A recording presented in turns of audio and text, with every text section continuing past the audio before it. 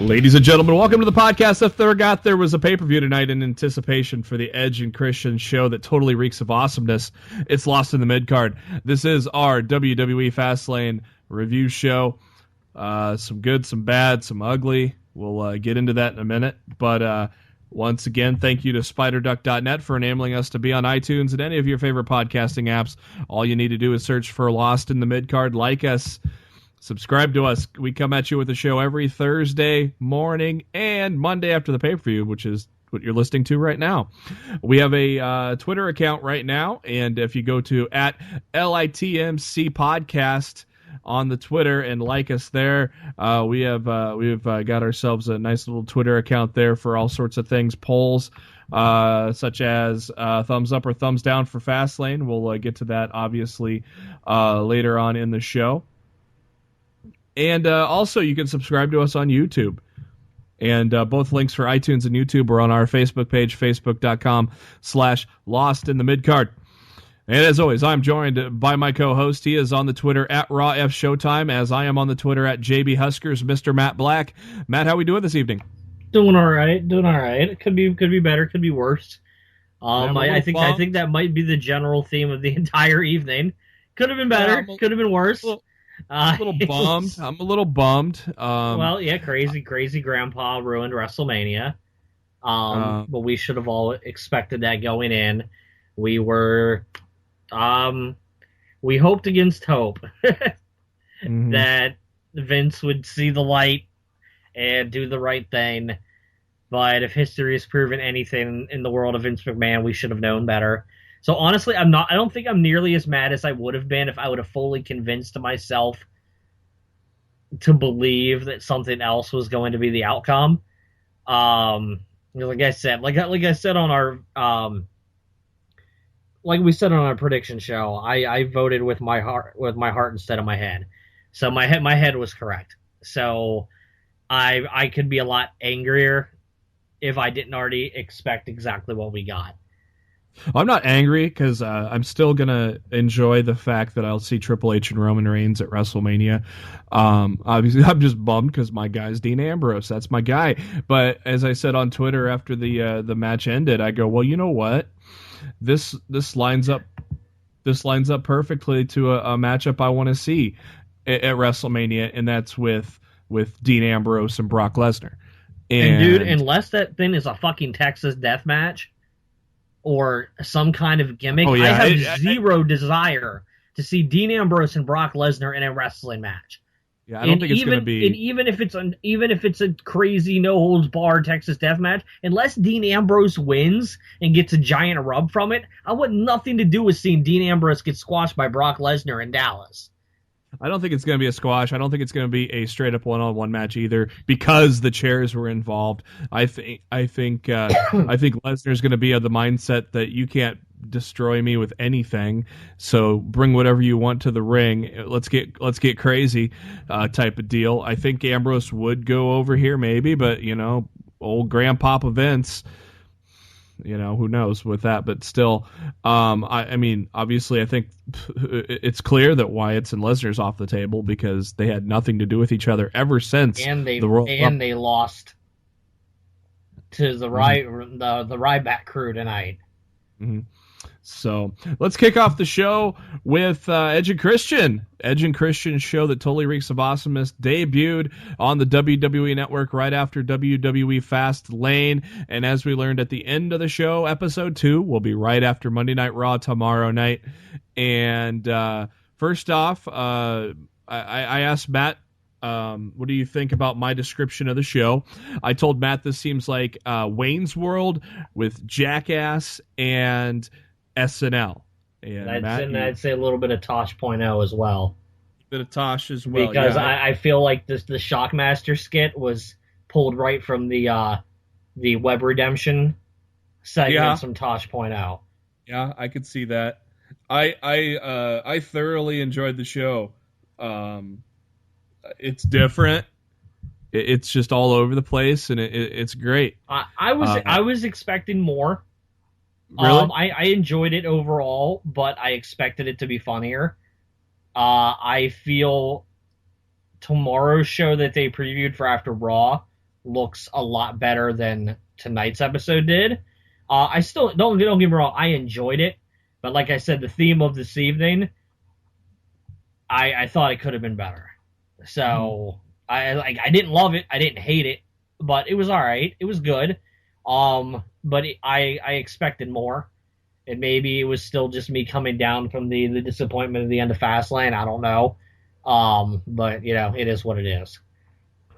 Yeah, I thought it was a pretty good show overall. I laughed pretty hard, especially when I definitely had some good laugh spots, but I honestly expected more laugh spots than we got.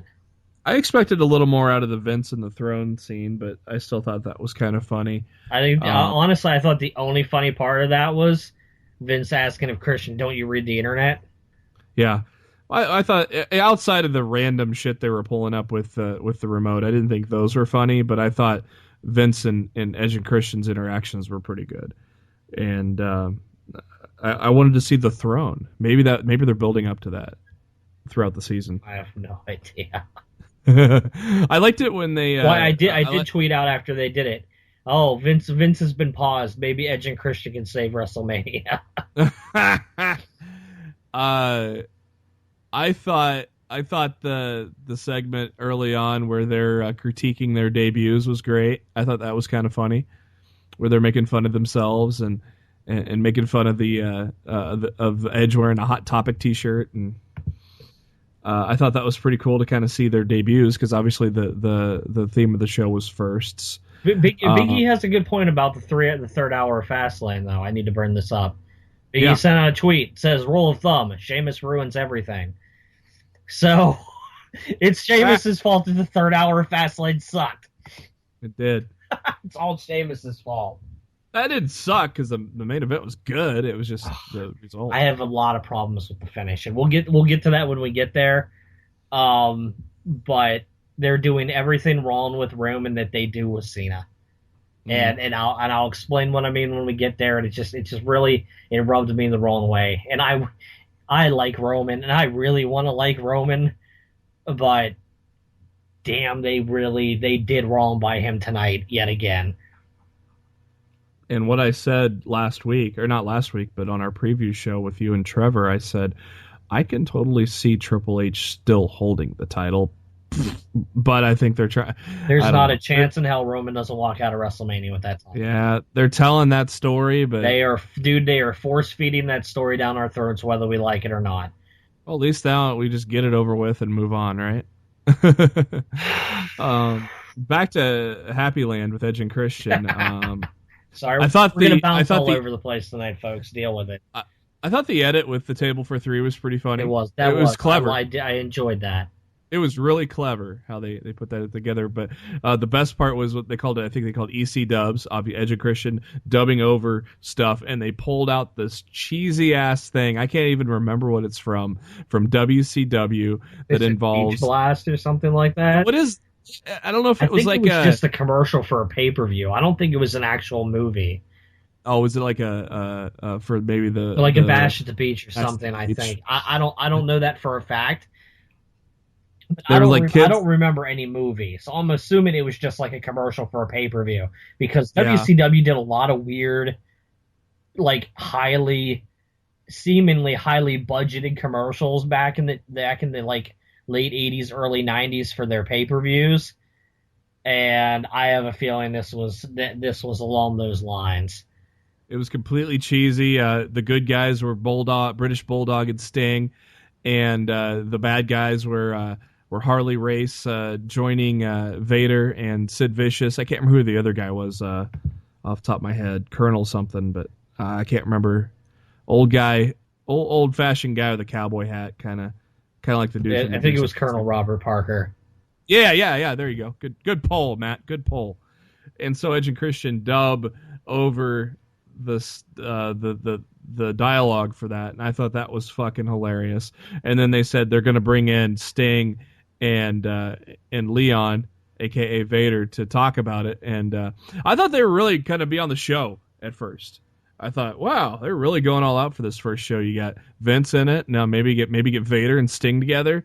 But no, even better. John Jack Cena.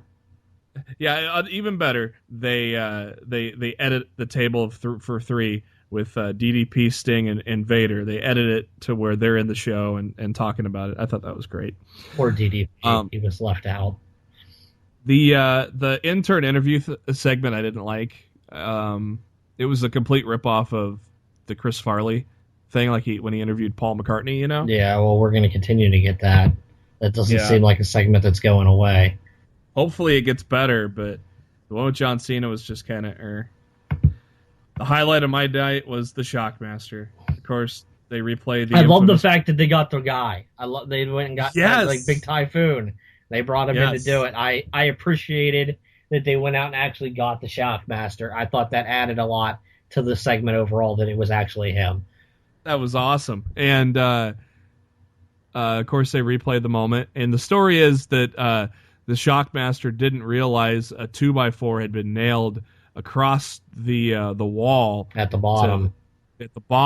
When they were rehearsing it, it wasn't there. But when they were filming it, and it was live TV, folks, and that's why he took the tumble. In one of the, I still love the moment though, just for the hilarity of it, and Sting and Vicious commenting on it, and I don't know, Macho Man, was he there at the time too? No, I don't believe Savage was there yet. Oh, there's some great comments live from those wrestlers at the same time, and I think Vicious let out an expletive on live TV too there when Shockmaster came crashing through, and then the emotional interview with Shockmaster. I thought that was great, and then like you said, the redemption of I thought the science experiment of throwing shit through the wall was kind of funny. But then the redemption where he runs through the Edge and Christian banner to make the story happy. But then Edge and Christian don't give a shit and they just walk off. But overall, I loved it. I can't wait to watch the new episode tonight on the WWE Network after Raw. I think we're gonna get some good stuff from these guys. I think it's gonna be. I hope they filmed a lot of episodes. Yeah, I feel this show has the kind of potential to get better as it goes along. You know, as they found their groove and do multiple seasons. Yeah. I really hope they recorded a bunch of episodes. So, some huge news as we head to headlines here this week. Some huge news coming from the WWE. It was announced in an interview with Triple H with Mike Johnson from PW Insider. That there is going to be a huge 32-man cruiserweight championship. 32 of the top cruiserweights around the world under 205 pounds. They're going to be from around the globe to participate in a 10-week tournament that will be filmed in Orlando at Full Sail for the WWE Network. And when Mike Johnson interviewed Triple H, asked him if it's going to include current stars, a lot of current stars, or a bunch of guys that have not really been in the WWE. Triple H said the vast majority of superstars are going to be those that have never been in the WWE. Matt, I'm excited for this thoroughly. It's a return of a group that put WCW on the map. What do you think of this announcement? I think it's really cool. I mean, this is something that's been in the plans of Triple H for a couple years now. I believe Mike Johnson reported on this a couple of years ago. This was something Triple H wanted to do. And obviously the WWE Network is the perfect place to do it. So I'm excited about it. The more fresh wrestling content we get on the WWE Network, the better. And I think this is really freaking cool. Yeah, I fully agree. And maybe this is the chance to get to see Cheeseburger in the WWE. Oh, right, Matt? You stop.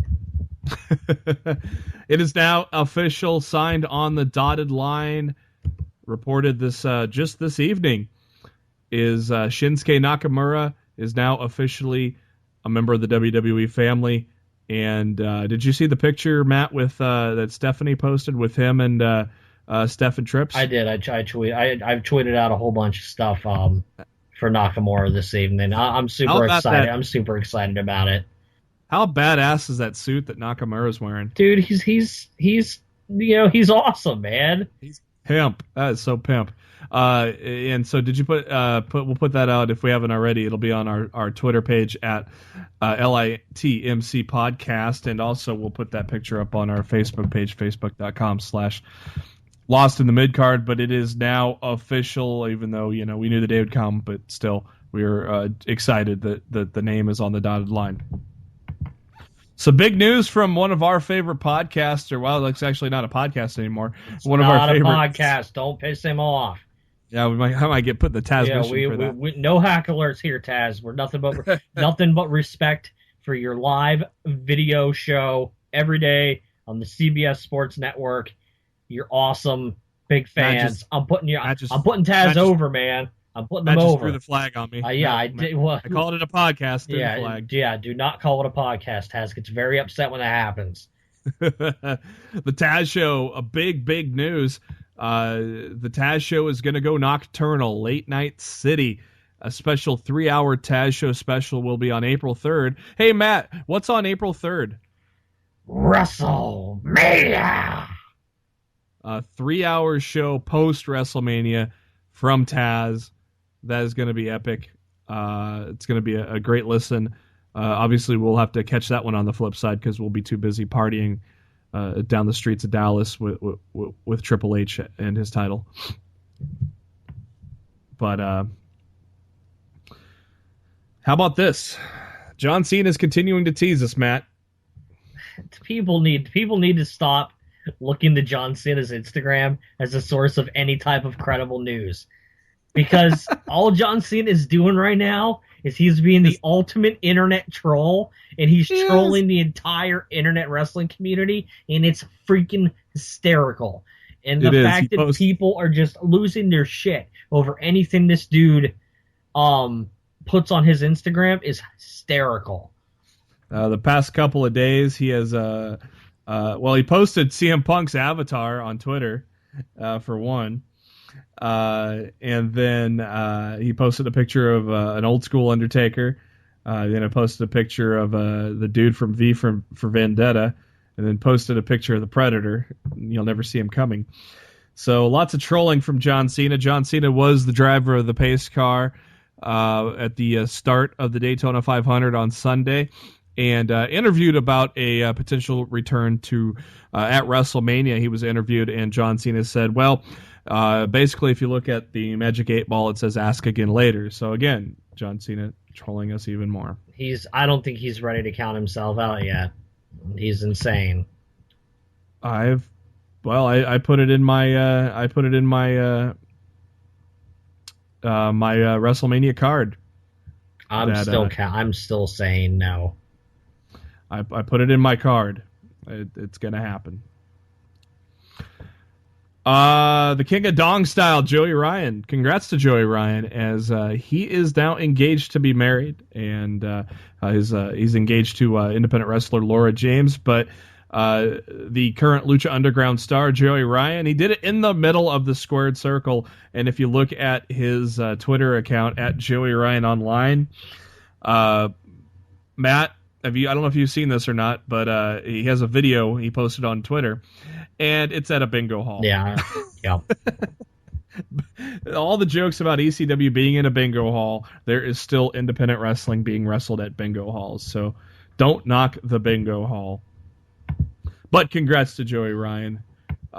He had a hell of an end to 2015 with the infamous Cock of Strength, and he's in Lucha Underground now, and so some good things for him. Damian Sandow took to Twitter and sent a tweet that scared the shit out of a lot of people. Thank you at WWE for being accommodative and supportive. I truly appreciate it, as does my family. Publicly traded, but family-oriented. A lot of people thought he was released. Thankfully, Sandow quickly took to Twitter and said, hey, relax, I'm not gone from the WWE. They are letting me spend time with my family, as there was a death in the family for Damian Sandow. So our condolences go out to Sandow's family. And no offense, but why the hell not? It's not like they're using him on TV anyway. Exactly. So can you really, have an issue with? I appreciate they're giving him the time off, but I mean, it's not like he's being used on TV every week to not be able to afford to have the time off. Mm-hmm. Holy crap! Okay, Yeah. you thought our poll was bad. Okay, you see the way our poll's trending right now, right? Yeah, it's we're gonna reveal it at the end of the show. Okay, but but it's continuing to widen the gap. Yeah, well, let's say our poll is very accurate to what WWE's official Facebook poll is trending right now for the past hour. Did you enjoy tonight's WWE Fastlane? 1.9K, give it a thumbs up. 8.6K, give it a thumbs down. Oh. Wow. Oh my God. It was a good wrestling show, but Matt, you've said this many times. We all remember the end. And I agree with that, because the show overall, to me, was not a thumbs down show. But everybody's going to remember how the pay-per-view finished and not everything before it. And there was a bunch of filler garbage before the main event that are fresh in people's minds too. Yeah, everybody's calling it Fast Main Event. Yeah, and I can get why people are doing what they're doing. Yeah. But holy crap. Normally WWE's official polls normally aren't this negative. Yeah. So wow. We need Daniel Bryan to occupy Raw once more. To get his buddy. I wonder if do you think somebody gets added to that match or something? Just even if they do, it's still going to end the same with Roman Reigns getting the win. So does it really matter if you add somebody to the match or not? God, why did they not just go with Ambrose? Go with Lesnar. And here's the part that's even worse. And think about it. If, let's say, Vince succumbs to the complaints and he throws Dean Ambrose in there and he makes it a triple threat, guess who's getting pinned? Mm-hmm. Dean. Mm-hmm. Dean will get pinned. So Triple H will lose the title without being pinned. At that point, I would rather Triple H just take the loss than make this a triple threat match and have Dean take the fall again. Yeah, I don't know how to even fix it right now. It's a fucking mess. Is what it is. Couple of quick ratings announcements here. Total Divas has kind of righted the ship from the constant decrease in viewership. They only decreased in 2,000 viewers this week to 808,000, which is still a healthy number for cable. So, but a far cry from their debut of 1.1 million on the 19th of January. And TNA continues to slide, but again, just like Total Divas, not as much of a slide. And Mike Johnson with a lengthy article on PWI with how TNA is quietly a good wrestling show for many reasons, and so I respectfully disagree. I haven't watched it in a couple weeks. I might come back and maybe try to put a fresh set of eyes on it. I was getting tired of it too. And I want all pro wrestling to succeed at the end of the day, because it's better for the boys and it's better for everybody to be employed and have jobs and work and all that. But I haven't enjoyed an episode of Impact in weeks, and I give credit to Mike. I'm glad Mike's enjoying it, and I'm glad Mike has his opinion. But I respectfully disagree, and I don't think Impact's a good television show right now. And I will continue to hashtag Impact on DVR until they give me a reason to do otherwise. You stole my hashtag, damn it. Yeah, but I turned it into a gimmick of how quick I can watch it. Mine's raw. 2 weeks in a row. Mine's raw on DVR, where I don't fast forward for anything but the commercials. 2 weeks in a row, 35 minutes each episode. And it was right on the button, 35 minutes both times. Speaking of TNA, TNA announces that they re-signed Shane Helms, which really he hasn't done anything. Yeah. I'm so glad you re-signed a guy who can't work anymore. Don't get me wrong, I like Shane. I'm sure he brings a lot to the backstage and the agent role or whatever, but why make an announcement about that? The dude has had so many career fucked up injuries. I feel really bad for him. I like Helms. What do you think of that? A great wrestler, but to make a trumpet call out of re-signing a guy who can't wrestle anymore or shouldn't wrestle anymore, because God, I don't want to see anything else happen to that guy. He's got a family, for crying out loud. I just think it's really stupid on TNA's part. Yeah. What do you think of that Trevor May guy that defeated Trevor Lee? Trevor Lee? Yeah, Trevor Lee's great. He's got a unique look to him. He's really good in the ring. I've seen Trevor Lee well before he showed up in Impact Wrestling. He's good. He's only like 22. Yeah, he's a good hand. He's got a unique look to him. He doesn't look like your average WWE built professional wrestler, and that's not a bad thing at all. I mean, look, TNA's definitely has some good hands, but they've got a lot of shit too. And until the shit is eliminated, it's still going to be TNA. Yeah, the guy you probably disagree with, Mike Johnson, praised Crazy Steve for his. Fuck that entire group. If they were all Future Endeavor tomorrow, I wouldn't give a shit. Abyss, Crazy Steve, the stupid girl that's with them, that's a rip-off Harley Quinn wannabe. As far as I'm concerned, the quicker they're off TNA TV, the better impact will probably get when they're gone. The unfortunate thing is now with Eddie Edwards injured, or was it Davey? Or was it Davey Richards? Not Davey Richards. Davey Richards is injured. One of the Wolves is hurt. They do drop the titles on a future Impact. They did it in the UK.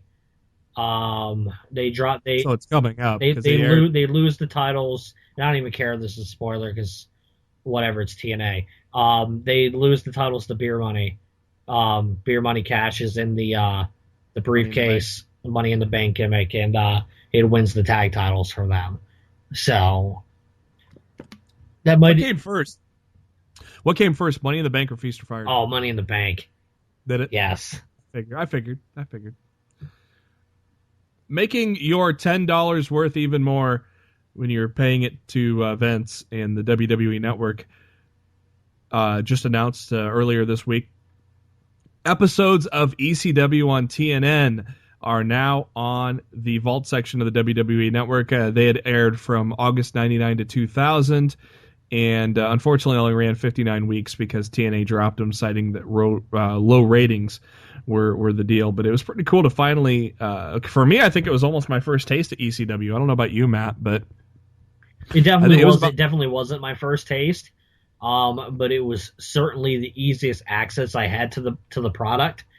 Being on TNN over like late night UPN or CW type networks that it was never guaranteed to actually be on every week. You just kind of had to hope it would be there. So yeah, the TNN era was the easiest way to find ECW on TV.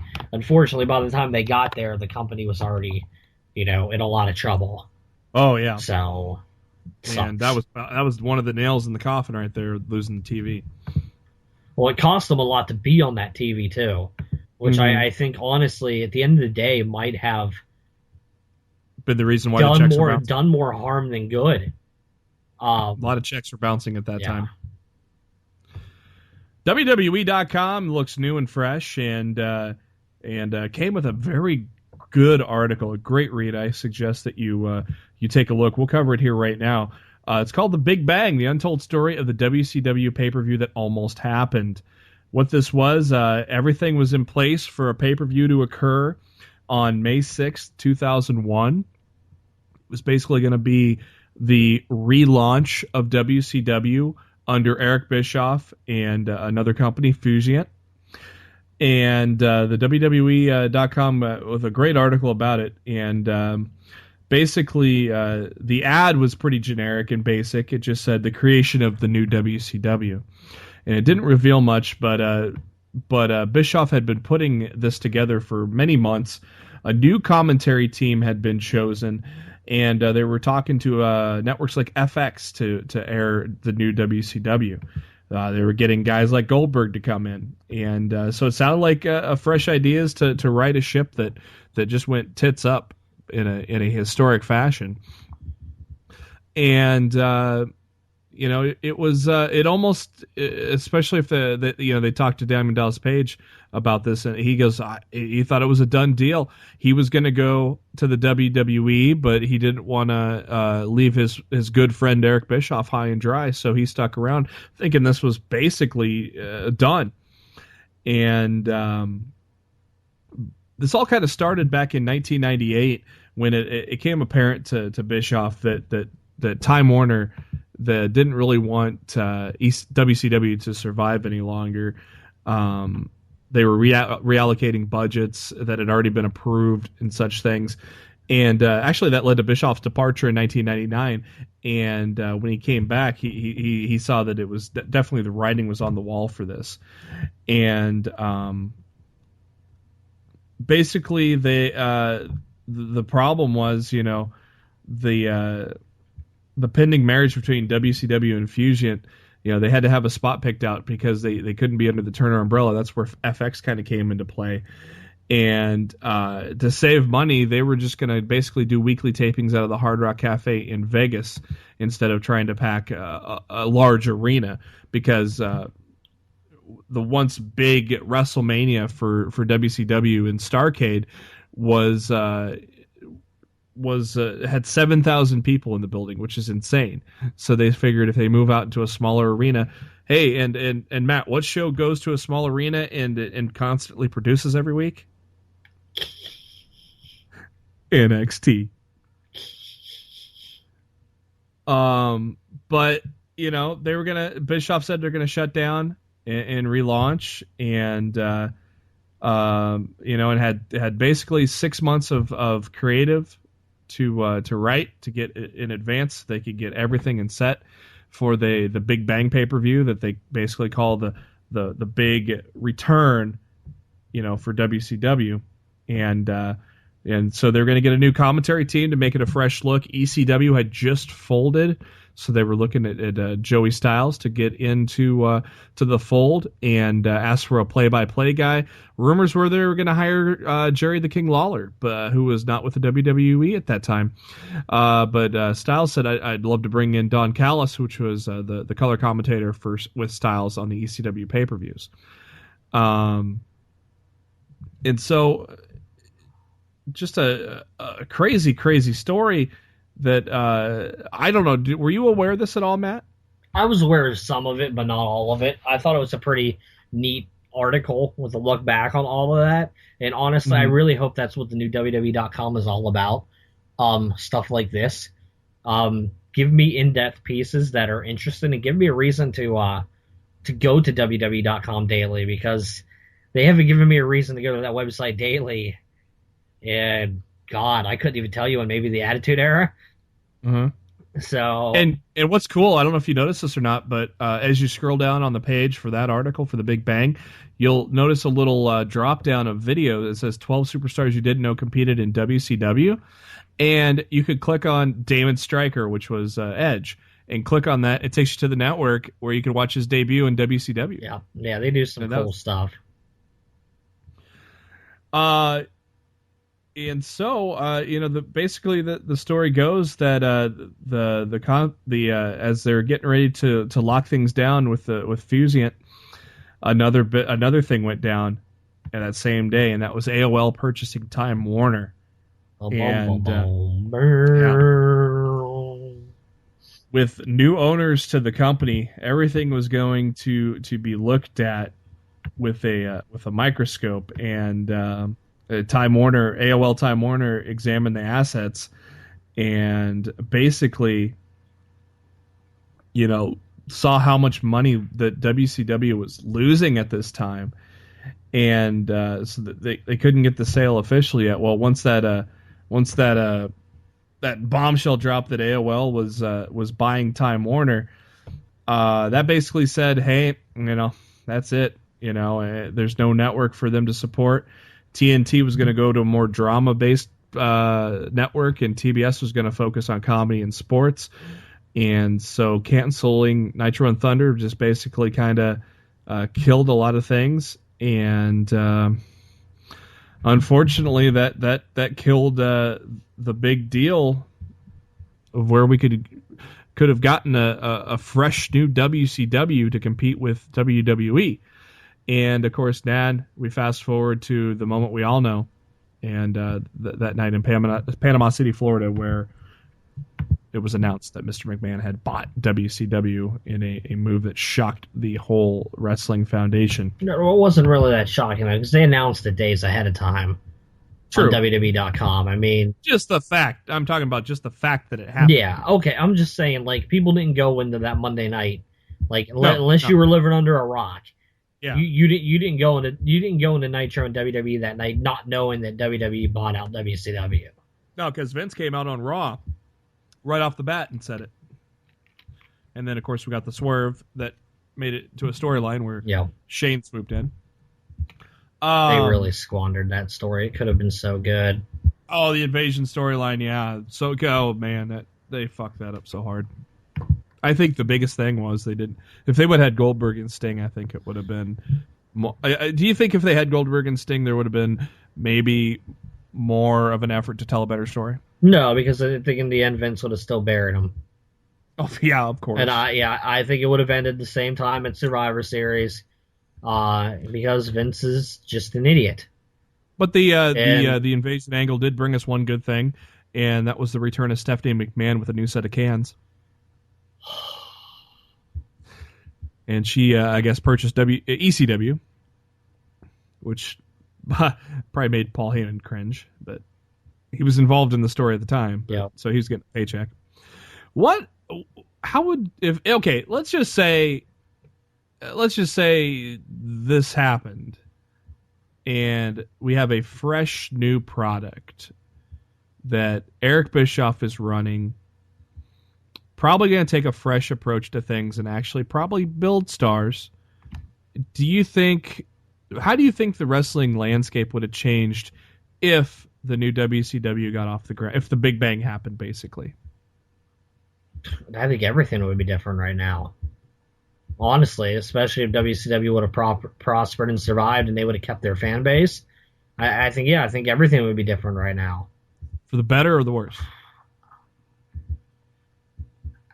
That's really hard to say one way or another, because I mean, it all depends on what way you want to look at it. I would say it would, for the talent, it would be for the better. And maybe overall it'd probably be for the better too. It's really hard to say. And who knows if we would have stuff right now like NXT or the network, if that would have happened. They both still probably would have had pay-per-views. And that would have been a very big video library that they didn't have to put on the network too, the WCW library. So I mean, it's honestly, it's really hard to tell. You know, that's something you'd really have to think about on both sides of the coin.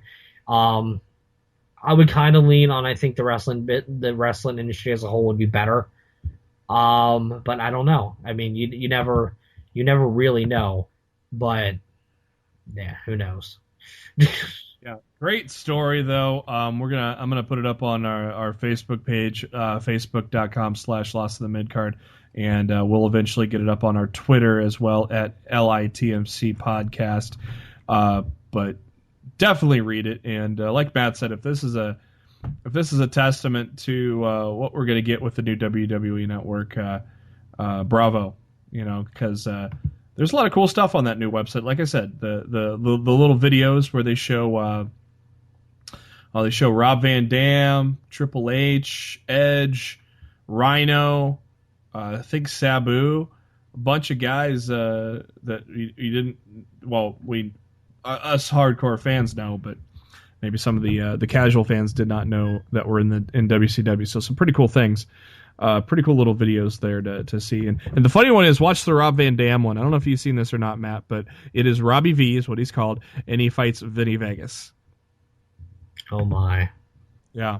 So a pretty cool flashback of two guys before they were known fighting each other. Well, they tried to push Vinny Vegas a little hard, didn't they? Just a stupid gimmick. I don't really know if I would. I don't really know if I'd say Vinny Vegas got a fair shake in WCW, but that's neither here nor there at this point. Well, we all know Kevin Nash got a fair shake, so. Oh boy. A few fair shakes, we could say. All right, let's go talk to that little pay-per-view called Fastlane, the last stop before WrestleMania, I believe 6 weeks before WrestleMania. So we're going to have a good long build for the granddaddy of them all, and that Matt and I are going to attend, and we'll try to figure out a post-game show for that as well. But before we do that, we got to get to Fastlane. And we kick that off with the kickoff show. 2 out of 3 falls for the United States Championship. It is Del Rio against Kalisto. And, hey, there's a guy doing play-by-play that's not Michael Cole there, Matt, huh? It's your boy Mauro Ranallo. How about that, having Mauro in the... That I think that just shows a testament that the WWE knows that us fans are thoroughly enjoying him on SmackDown. Because he's freaking awesome. He is. And so Mauro's on the call for the kickoff show. And I thought Kalisto and Del Rio, I thought it was a great kickoff show match. I thought it was brilliant. I thought it was brilliant that Del Rio popped him with a chair to get the disqualification, lose the battle to win the award. And what did you think about that, Matt? I liked the story that they told. I thought overall the match was really good. I thought it was a great way. Since I consider it a part of Fastlane itself, I thought it was a great way to kick off. I thought it was a great way to kick off the show. Mm-hmm. Yeah, I thought just the action. Obviously, these guys have been putting on many great matches since Del Rio has come back to the WWE. Do you think? I know you said Neville. Do you still think that's in the cards, or do you think is there a different direction maybe that they'll... well, it looks like they threw the League of Legends in with the New Day, so my prediction of Enzo and Cass being involved at WrestleMania seems to be out the window. So I'm guessing Enzo and Cass, we're not going to see them until after WrestleMania now. Yeah, I saw a guy on Twitter when I think I tweeted this out before for the Edge and Christian thing. It goes, is this the time for Enzo and Cass? And somebody said, probably not till after WrestleMania, so... That's my opinion now. Since they didn't debut them at Fastlane, I don't think they're coming until afterwards. But they can easily put my tag match with the Usos, the Dudleys, the New Day, and I guess the League of Nations could now be that TLC match at WrestleMania. So Kalisto gets the first pinfall due to the disqualification with the chair. And then Del Rio plays ring around the ring, basically, with picking up Kalisto and throwing him into the barricade all over the outside area there. And once the second fall started, it ended pretty quickly with the double stomp by Del Rio. A little different take on it. He actually jumped off the mat into the double stomp. A little different there, but a pinfall there. The third fall, Kalisto finally getting a little bit of his legs under him after taking that double stomp and the chair shot, and some pretty good back and forth between the guys. Kalisto tried to do a Salida del Sol off the turnbuckle. Del Rio countered it, but then Kalisto sent him into the turnbuckle in a roll-up for the 1-2-3, so Kalisto is your retaining United States champion. Great opening, great kickoff show match, so very entertaining there. We start Fastlane off with the ladies, the tag team of Sasha Banks and Becky Lynch against Naomi and Tamina. Matt, I would say this exceeded my expectations. I didn't have much going in for this one. I thought this was a pretty damn good tag match. Yeah, I didn't have any problem with it. I thought it was for a Divas tag match, which honestly there haven't been a whole lot of great Divas tag matches lately.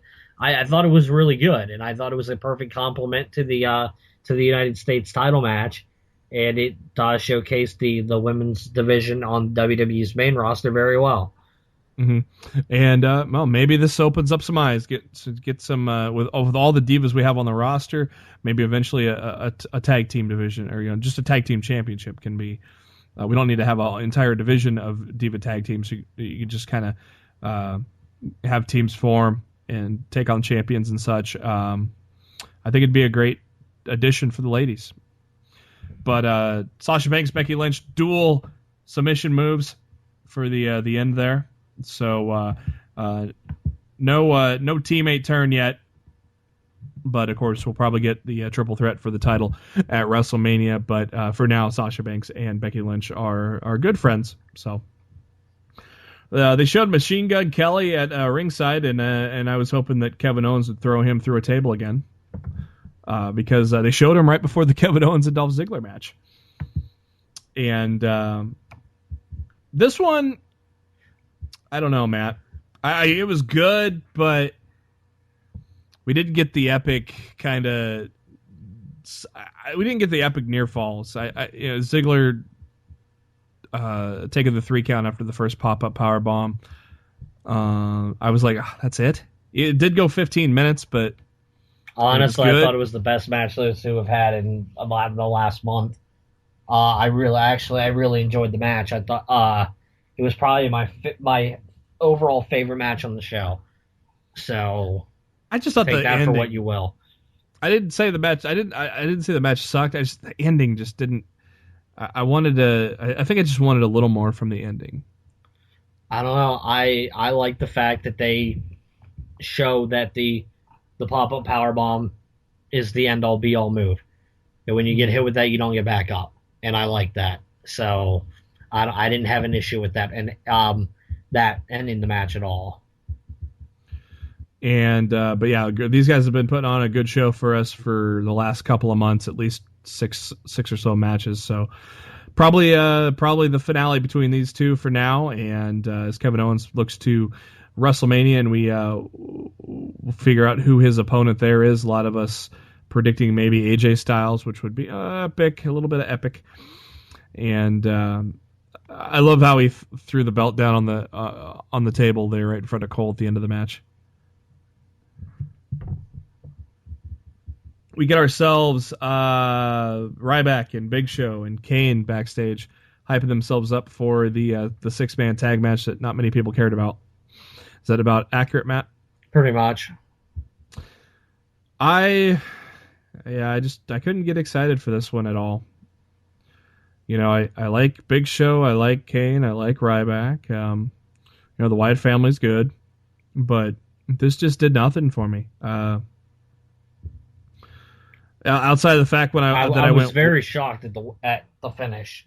Yeah, I will say that.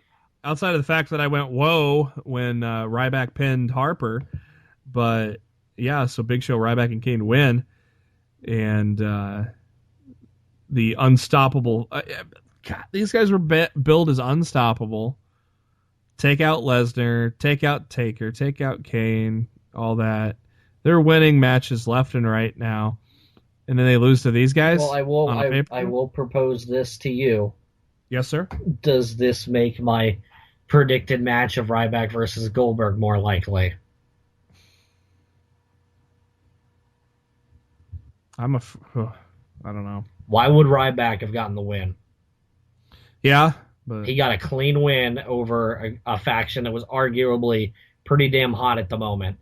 Yeah, everybody thought we're going into a program with Brock Lesnar at WrestleMania, and Ryback gets a clean pin. Why Ryback? Why not Kane? Why not Big Show? Or Ryback gets the clean win over the Wyatt family. To me, this solidified in my mind. There's a much greater chance of us getting Goldberg versus Ryback than I even thought possible. Mm-hmm. God, I just don't see him coming back ever. I don't know. It's weird. You throw the right amount of money in front of somebody, anybody's going to come back and work one match. When's the last time he wrestled? A while. He did some stuff for like a New York independent company like less than a year ago. He hit the spear and the jackhammer on Scott Steiner. Like, he didn't work a match, but he did some spots. So he does freaking mixed martial arts training like every fucking day.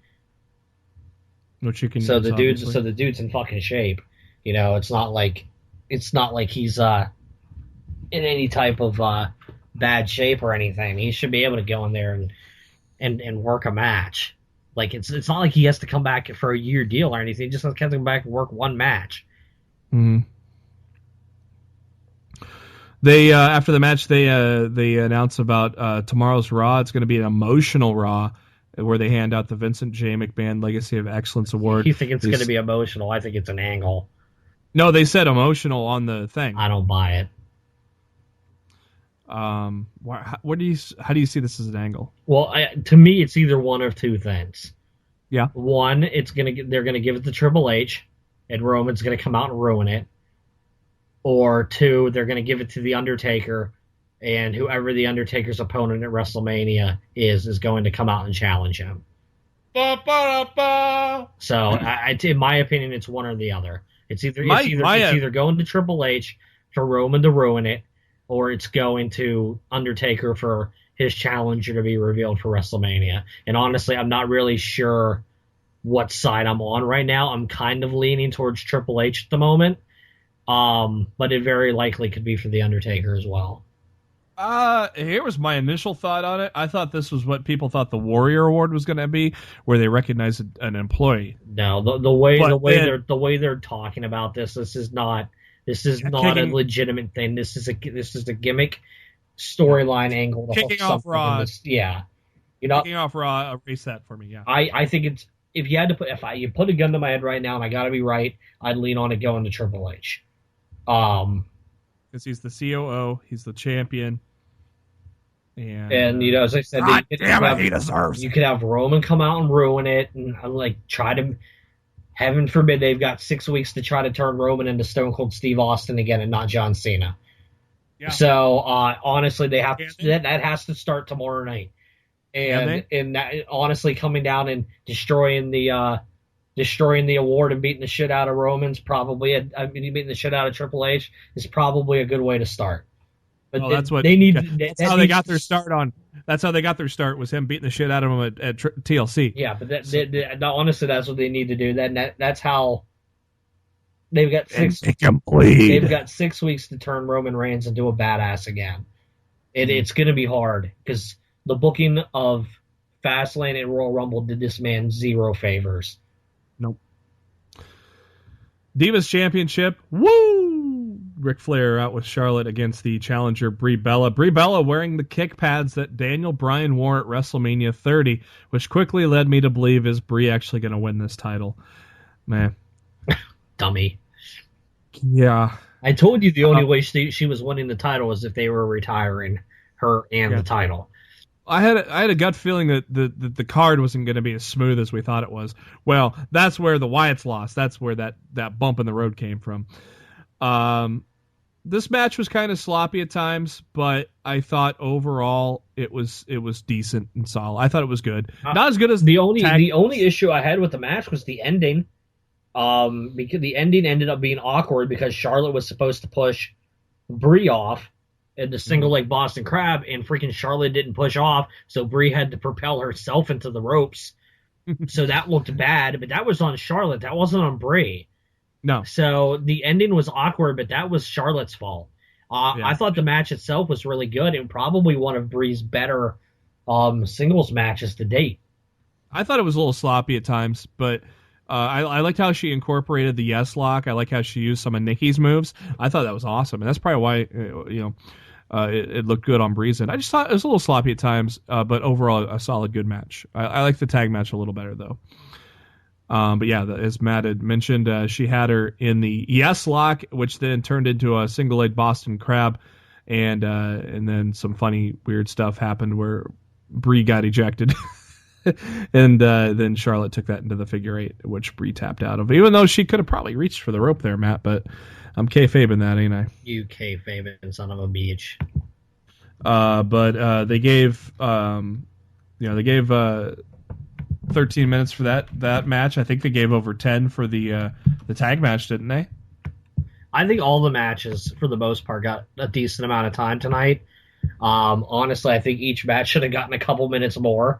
So we could have done without The Curtis Axel versus R-Truth. Oh, you just ruined the big surprise. You could have done that on Main Event or Superstars or never. I swear to God, I tweeted tonight, JB. I'm already sick of R-Truth and Goldust, and they haven't even fucking tagged yet. I'm already sick of the combination. Just fucking end it already. I want nothing to do with this team at WrestleMania. Do not put these two on as a tag team on the WrestleMania card. Put them in the damn Andre the Giant Memorial Battle Royal and end it. Do not waste a tag title slot on these guys. Don't fucking do it. The Kalisto, looking at Wikipedia here, Kalisto Del Rio went 15 minutes. The Divas tag went just under 10. Owen Ziggler went 15. The 6-man tag went 10. Charlotte and Ric Flair. Charlotte and Brie Bella, that went a little over 12.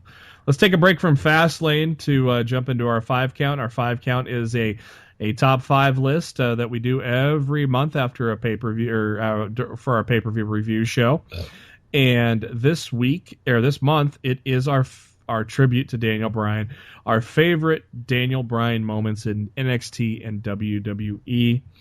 And let's kick it off, Matt. What do you got at number 5? Number 5, I have his entire run with Kane as Team Hell No. Mm-hmm. It really, I think not only did it help Bryan show off his range of being a character, but it also helped Kane shine. And showed a side of his personality that people didn't think he had in him during that stage of his career. And I thought it was a very memorable tag team run that sadly we're never going to get to see again. Yeah, that was a lot of fun, and it's kind of funny. My number 5 is a moment within that part, and that was the anger management with Kane and Dr. Shelby. So that's my number 5, and so that's a moment in the whole Team Hell No thing. Those things were just hilarious, those backstage segments with him. And it carried into the ring. I am the tag team champions. And hug it out. Just the whole thing. And hug it out is actually an honorable mention of mine. So I do have another moment within the Hell No saga. Yeah, I like the whole saga. I couldn't pinpoint just one thing out of that thing. The entire Team Hell No storyline was phenomenal for me. Yeah, so the hug it out was one of my honorable mentions. Matt, who do you have at number 4? Him winning the Intercontinental title at the last WrestleMania. I was there. I know he wrestled a couple matches afterwards. I know he wrestled the next night on Raw, which I was there for. His match with Ziggler, and he wrestled a couple matches after that. But I feel like it was his last big moment in professional wrestling, and I'm very happy and privileged to say that I was there to see it, and it definitely holds a special place in my heart. That moment there, definitely, and I do have that in my honorable mention as well. With the IC title win at WrestleMania 31. My number 4 is turning on Bray Wyatt when Bray Wyatt had basically we thought abducted Daniel Bryan to be a member of the Wyatt family. They had a cage match, and outside of WrestleMania, outside of the whole WrestleMania 30 run, that was one of the loudest yes chants of the whole Daniel Bryan saga. Was when he slowly did the yes chant, when you knew that he was turning on Bray Wyatt, and he destroyed Bray Wyatt, climbed up the cage and did the yes chant. I thought the turning on Bray Wyatt was a great moment. What do you have at number 3? Another Daniel Bryan moment that I was privileged to be at.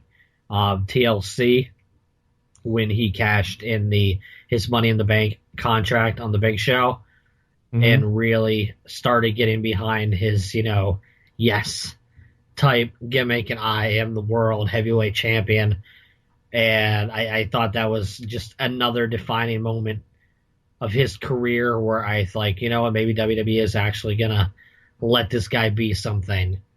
It was really cool to be there to see him win his first world title in WWE. My number 3 is the Nexus invasion. One of the coolest moments in WWE history, in recent history at least.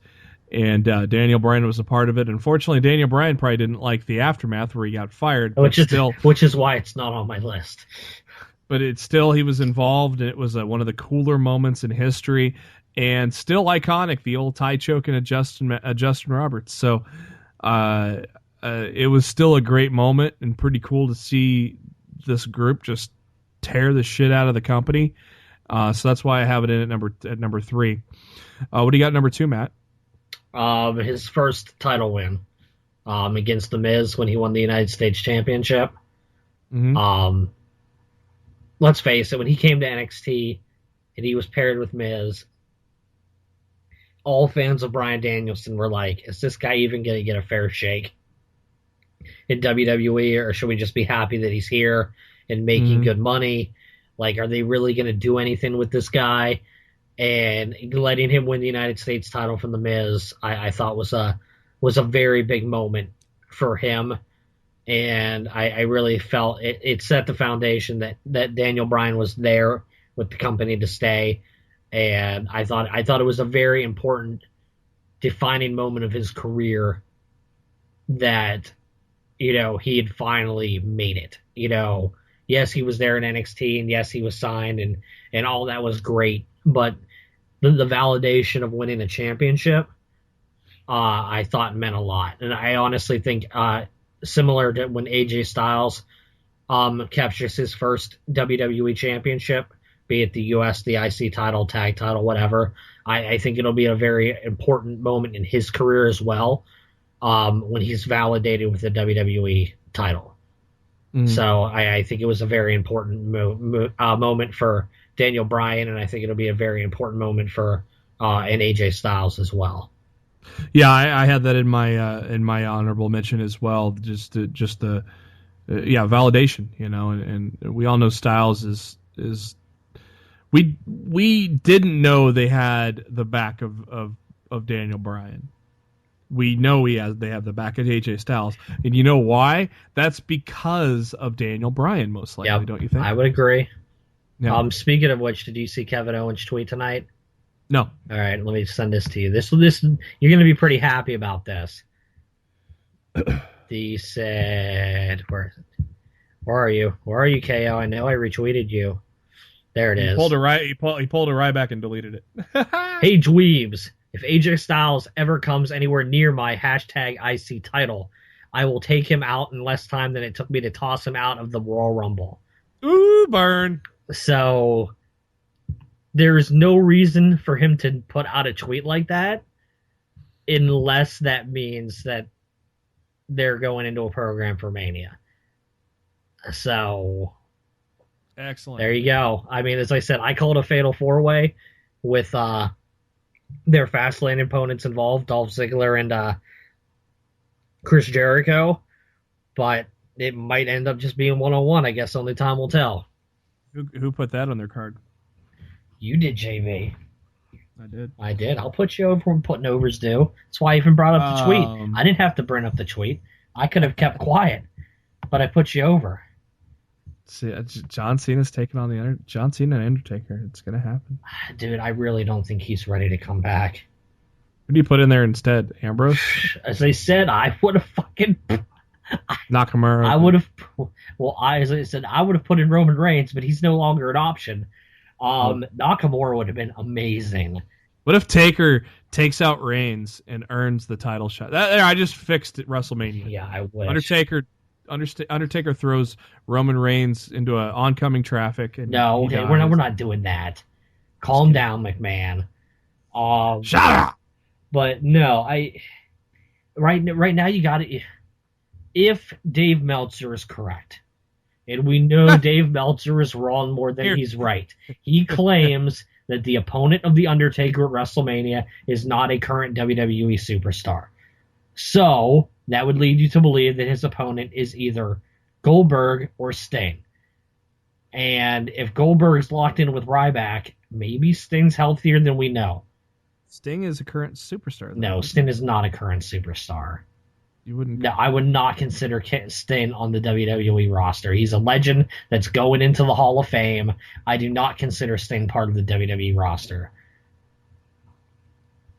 So you put Daniel Bryan in the Hall of Fame this year? No, absolutely not. Next year? Yes.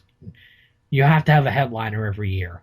And there's no reason to rush him in this year. Put him in next year. Let him headline. Sting's already headlining this year. There's no reason to make Sting and Daniel Bryan share that spotlight in Dallas. Mm-hmm. Honestly, I don't think that would be fair to either of them. My number 2 Daniel Bryan moment, favorite Daniel Bryan moment from NXT and WWE is Occupy Raw. This was the segment that got us what we wanted after piss poor booking from the WWE, thinking Batista as a face is going to get people to cheer, and just throwing him back into the Rumble and winning the chance at WrestleMania is going to make us happy. Well, we all let you know how we felt about that. And this was the turning point to Daniel Bryan's road to WrestleMania 30. But not only that, it was just one of the coolest moments of Raw that we'll remember forever, with the ring filling full of fans, preventing Triple H from continuing the show, pissing off Triple H to saying you get what you wanted, and he faces Triple H at WrestleMania. And then Daniel Bryan then adds the caveat that if he wins, he is added to the main event, which just made us all explode with happiness, right, Matt? I absolutely agree. Number 1, I think is obvious. We both have the same. There's no way we both don't have the same thing.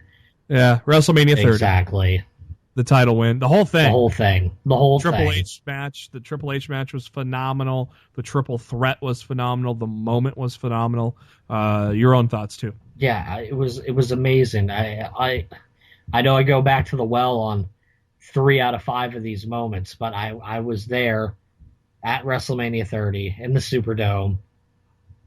And it was one of the most magical moments that I've ever experienced as a pro wrestling fan live. I mean, I've been to a lot of pro wrestling in my life.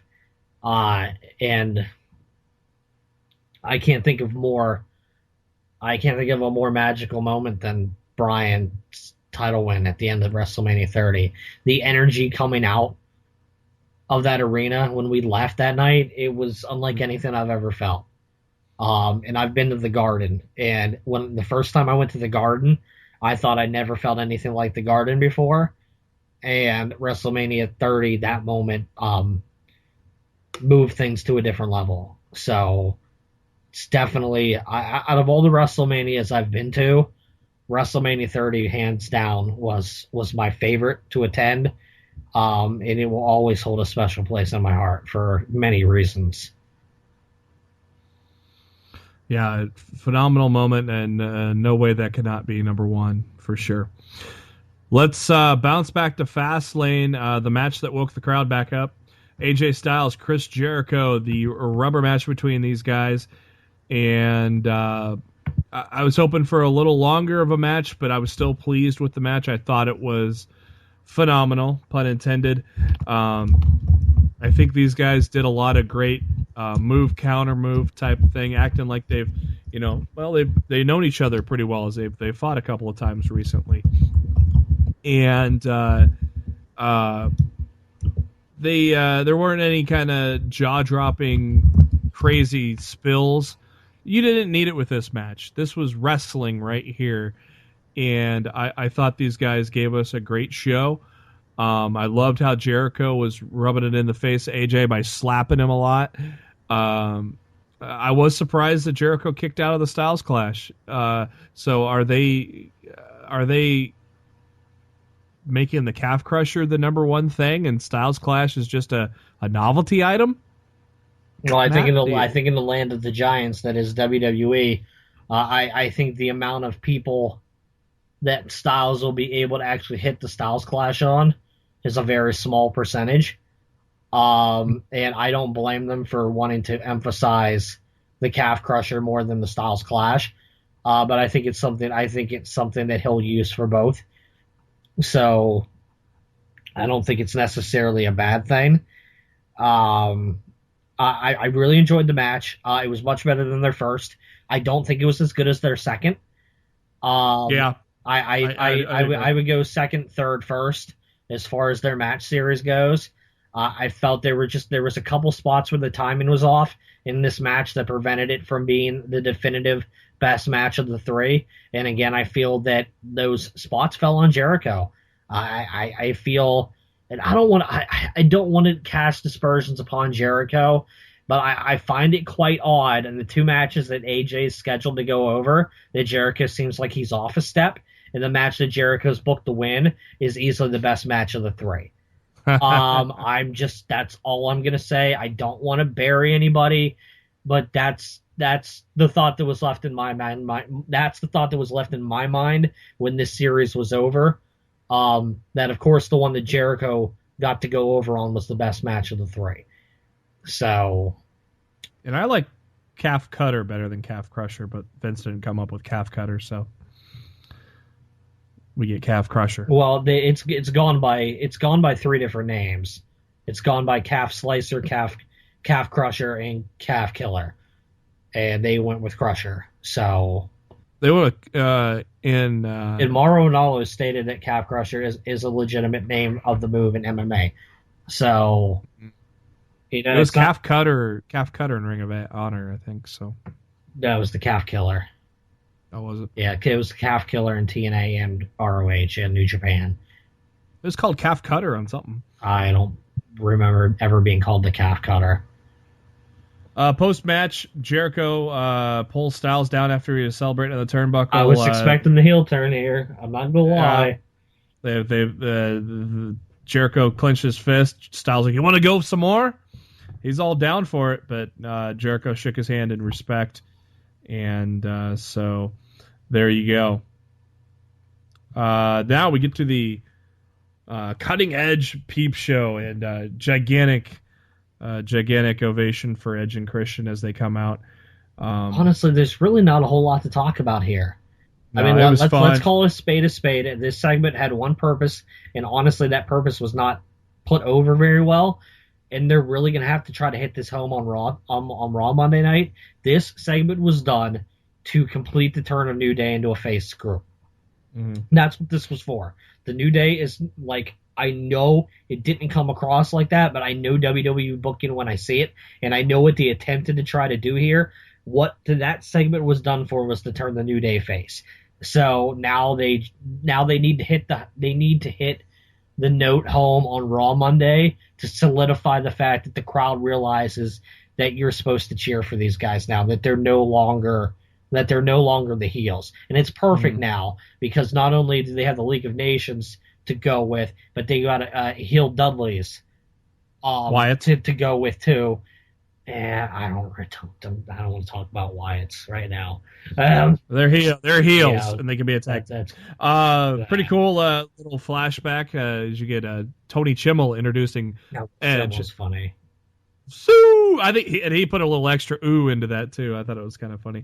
They noted how the first tag team ladder match took place in that exact building at No Mercy in 1999. Then they got cut off by the New Day. And some pretty funny stuff though between New Day and Edge and Christian. I thought it was pretty good. I liked Edge's line that he goes, he's never seen so much chocolate act so vanilla when he was talking about the New Day when they first debuted as a group in the WWE. I thought that was hilarious.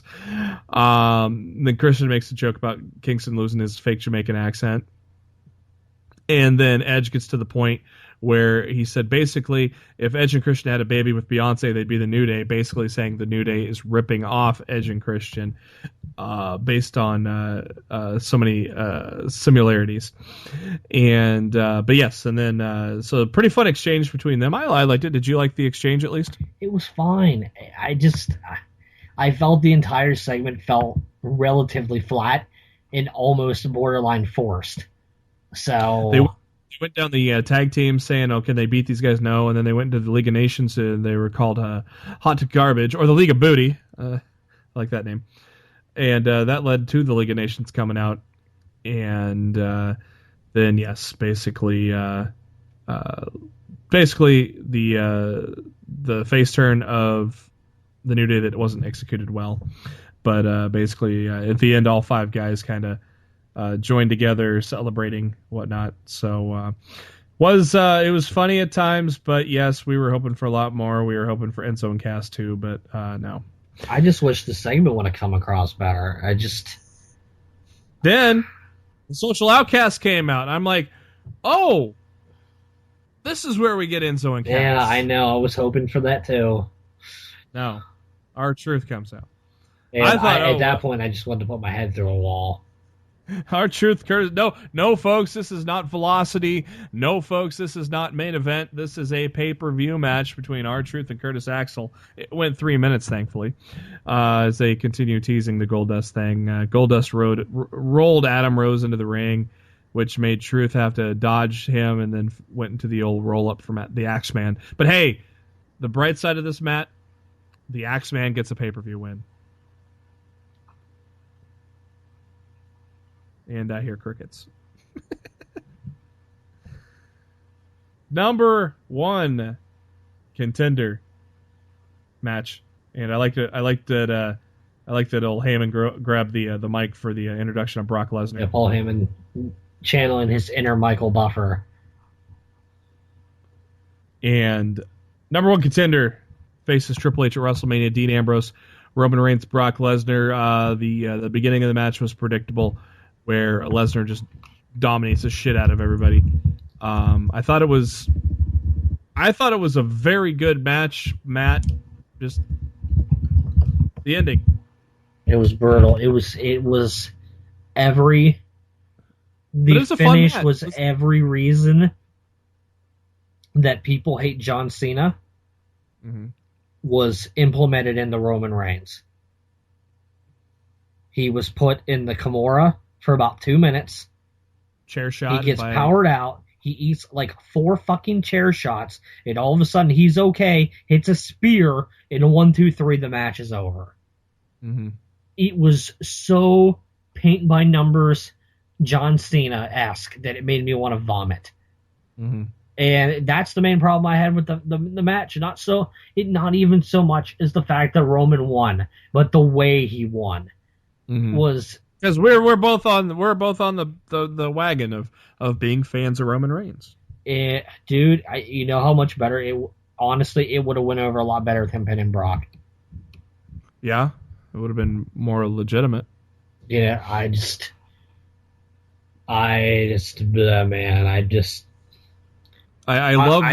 felt so much John Cena vibes from that main event finish that it really, really bothered me.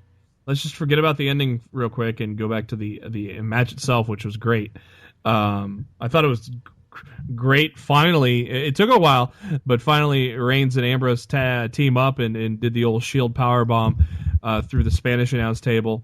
And then Ambrose says, "Fuck you, Reigns. I'm throwing you into the steel steps," and now we're going at it.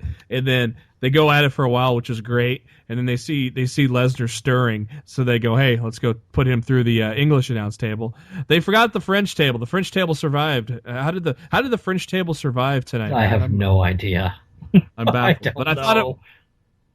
I thought that was some great stuff between those guys. And then after they put Lesnar through the English announce table, Roman says, "Well, now it's my turn to turn on you." And I thought the match, all of it was great. Just the way, like you said, Super Cena, Roman Reigns, Ryberg, Stone Cold Ryberg. But Austin wasn't booked like this. No, he wasn't. I'm just throwing names out there. The pop the crowd had when Ambrose hit Reigns with a chair shot, it was like, oh man, Ambrose introduces the chair. Ambrose could dirty deed somebody on that and get the fucking win. But no, the pop for the dirty deeds itself was huge too.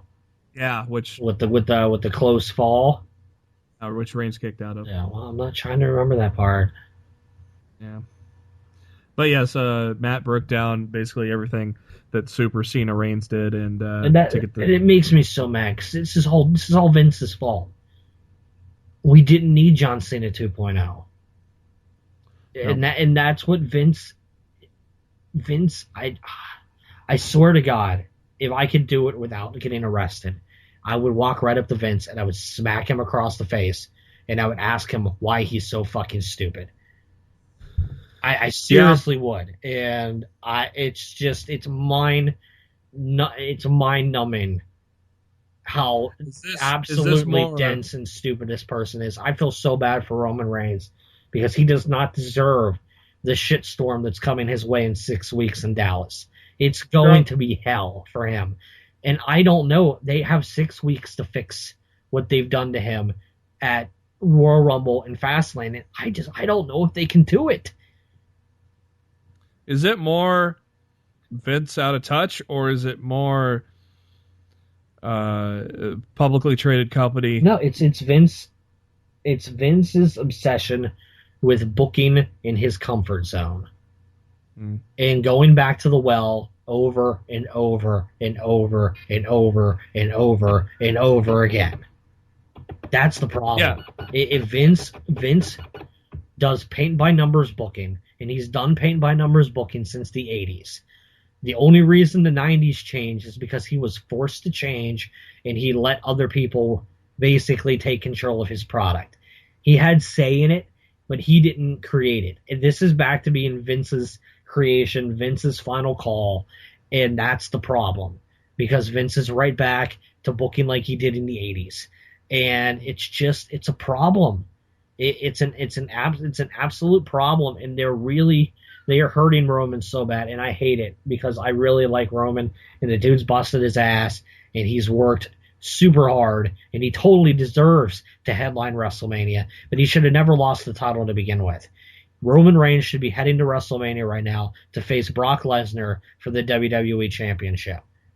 Brock Lesnar should have won the Royal Rumble. Brock Lesnar should be facing Roman Reigns, and Roman should have been able to beat Brock clean at WrestleMania and get the win that he wasn't able to get last year. And they fucked it up. So something else we can blame Sheamus for then. Oh, fucking Sheamus. Again, God, if I was booking back then, Kofi Kingston would have won the Money in the Bank. New Day would have been all the gold. We'd have something fresh. But oh well. I'm going to still enjoy WrestleMania, my first ever. My second ever pay-per-view in attendance. I think there's going to be a lot of good on the show. And I think you will enjoy watching the crowd turn completely ugly for the main event of that show. I think it's going to be an energy that you've never quite experienced before. And I think it's going to blow your mind to see how the crowd reacts, not only during that main event, but the Raw the night after. Mm-hmm. I guarantee you, JB, you have never been in an environment for a wrestling show like the Raw the night after WrestleMania. Yeah, I can't wait. It is something that has to be experienced to truly believe how crazy that atmosphere is. And I'm kind of glad I'm in the nosebleeds so I can actually see the crowd. Yeah, I'm up high too. I had no choice. Yeah, we had no choice in the matter either. We were lucky to get tickets. Yeah, I wasn't going to spend out the ass for them. I was going to take what I could get. Did you see the tickets for NXT Takeover going for like $400 to $500 on StubHub right now? Nice. Like tickets that retailed for like $25 are going for like $400 to $500 a pop on StubHub. I don't think they had any $25 seats because I'm up high. I got $25 seats, so yes, they did. Really? Because I'm up high and I paid $50. I don't know how you did that. We're up pretty damn high, and I'm pretty sure our tickets were only $25. Maybe I'm in the lower, or maybe I'm in the closer part of the upper bowl. I don't know. It really doesn't look like there's a bad seat in that building anyway, so I'm really not worried about it. Because I know I paid $130 total for 2 tickets. That's crazy. You might be a lot closer than you think. It might be. So that is Fastlane in a nutshell. We did a poll. You can still vote in it at LITMC podcast on the Twitter. Thank you to the near 100 people that have already voted on the poll here, and it is basically almost mirroring that Facebook page poll that WWE ran. 80% thumbs down, 20% thumbs up, and I have to think a very big chunk of that 80% has to do with the bitter taste the third hour left in their mouth. Yep. Because the first 2 hours of this show were very good. They were. It was some great wrestling. Mostly predictable, but that was okay. I mean, predictable is good when it's good told well. I agree. So that's gonna do it for the Fastlane edition of Lost in the Midcard special Monday after the pay-per-view show. We aren't as energetic as we thought we'd be because, well, same old shit happened. But hopefully in 6 weeks' time, we can be excited and tell you a great story about our time in Dallas, because I know we're still going to have a damn good time. Thank you to SpiderDuck.net for enabling us to be on iTunes and any of your favorite podcasting apps. Just search for Lost in the Midcard and you can subscribe to us. We come at you every Thursday and every Monday after the pay-per-view. Also, we're on YouTube, and the links to iTunes and YouTube can be found on our Facebook page, facebook.com/LostInTheMidcard. Follow us on Twitter at LITMC Podcast. Follow Matt on the Twitter at Raw F Showtime. Follow me on the Twitter at JB Huskers. And before we ride off into the sunset, get excited for Monday Night Raw tonight. Matt, give us your final thoughts. They've got 6 weeks to fix what they've ruined in 2 months. So, best of luck fixing Roman Reigns' character by WrestleMania, because they're going to need it. And we'll see if we have a little better demeanor on our side Thursday for Thursday's show. Maybe Raw will turn the corner. We'll see the first Raw on the official road to WrestleMania, or well, not road to WrestleMania, but the first Raw where WrestleMania is the next thing in your headlights. It's usually pretty good. So hopefully we'll have some exciting shit to talk about there. Thank you for tuning in to Lost in the Midcard. We'll catch you on Thursday.